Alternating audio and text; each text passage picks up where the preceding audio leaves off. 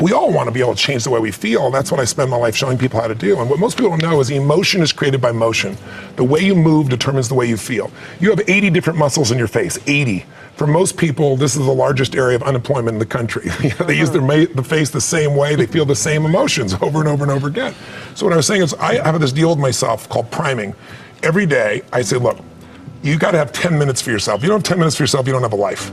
And I'm not going to hope I feel good. I just got back 6 countries in 12 days. I was in India 2 days ago. Wow. And I woke up here feeling like somebody ran me over with a truck.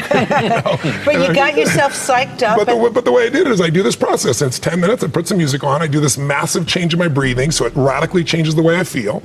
And then I do this 3-step process. First, I do 3 minutes of gratitude, where I think of 3 things I'm really grateful for, and I associate. I don't think of it over there. I feel it. And the reason is, when you're grateful, you can't be worried. You can't be fearful.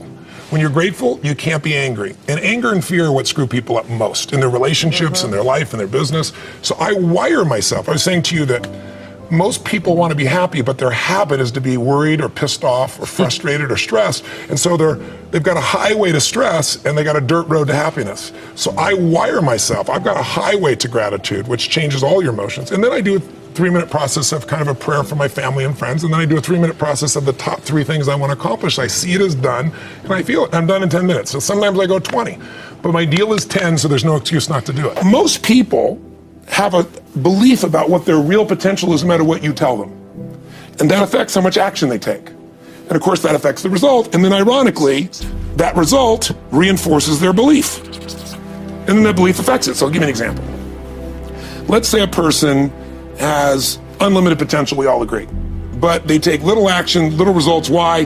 Because they have to start with a problem with their belief. They don't believe it's really going to happen for me. Maybe for Frank Kearns because he's got the cool hair and stuff, or maybe it's for you because you're so driven, but it's not me. Maybe Tony Robbins because he's a freak, got these big teeth. Whatever their thought process is, right? They got this thing, right? But what happens is, if you believe that there's very little potential, how much action are you going to take? Nothing, little. And when you take little potential with a little action, what kind of results do you get? Lousy little results. And when you get little results, what does that do to your belief? You go, see, I told you this was a waste of time, told you this wouldn't work. And then what happens? You tap even less potential, you take even less action, you get even worse results, and your belief gets even weaker. And this sucker feeds on itself until you are in the downward spiral. It's poisonous. It's poisonous and it's self-fulfilling.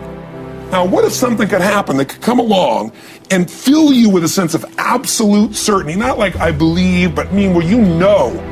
In you guys' case, mine as well, we knew because we had to.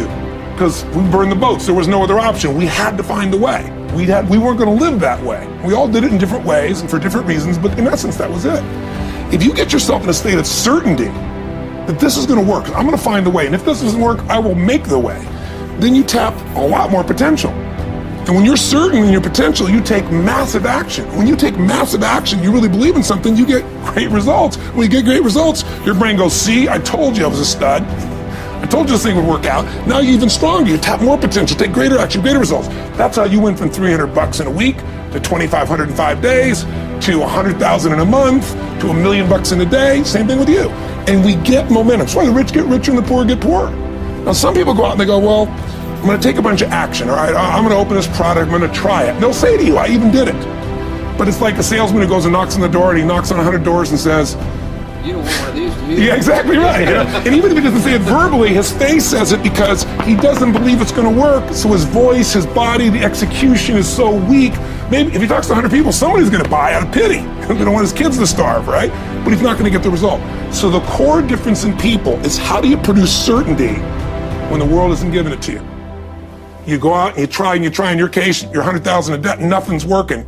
How do you keep yourself going? The way you did it, the way I did it, the way you're doing it, we may not have done it consciously, is we didn't change our potential, that was there.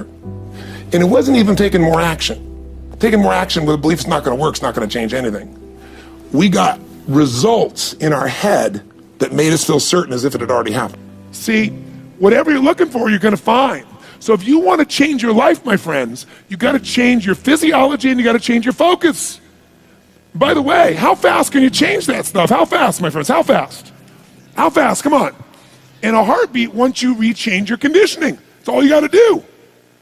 And you can do it fast. You can do it with a question or two. Try this right now. Answer this question in your mind and be honest.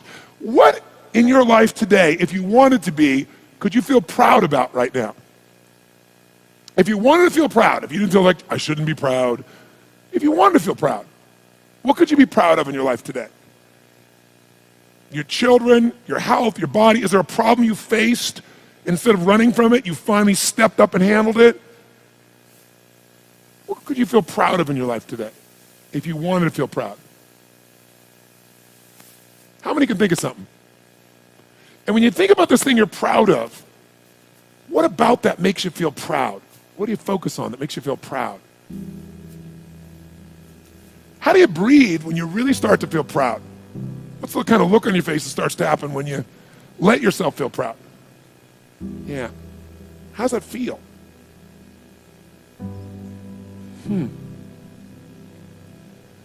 Think of another area of life. Think of an area of your life that you're grateful for. Or if you go, I'm not grateful. If you wanted to be grateful, what's an area you could feel grateful for? What could you feel grateful for if you really wanted to feel grateful? How many can think of something you can feel grateful for? Let me see your hands. And what about that are you grateful for? What do you focus on that makes you feel grateful? How does it feel when you're really, truly feeling filled with gratitude?